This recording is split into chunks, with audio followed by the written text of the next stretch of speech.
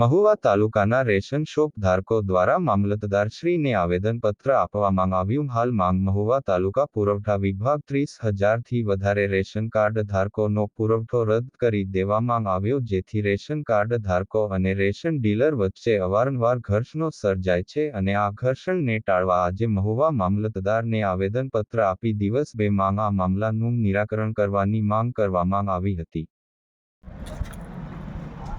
Okay.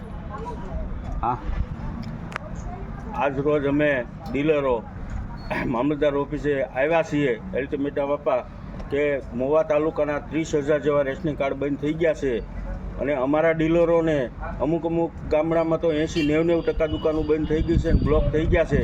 તો અમે અહીંયા મામલતદાર ઓફિસે આવ્યા છીએ ને આવી રીતે અમારે દુકાનો ચલાવવાની થતી નથી. જો અમારે ને ગ્રાહકને ઘર્ષણ થાય એવું અમને કરશો તો અમારા ડીલરો કોઈ ત્યાં લગી દુકાન ખોલશે નહીં, દુકાનનું વિતરણ કરશે નહીં.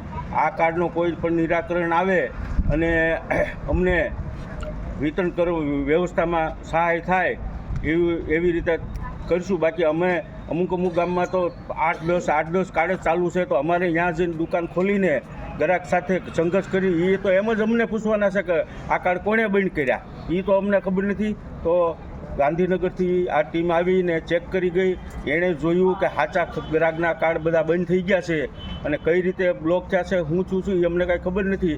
એટલે અમે મામલતદાર ઓફિસે અલ્ટિમેટમ આપ્યા છીએ કે આવી રીતે અમને સંઘર્ષમાં લાવવામાં જ્યાં લગી કાર્ડનું આનું નિરાકરણ ન આવે ત્યાં લગી અમારે વિતરણ કરવાનું થતું નથી.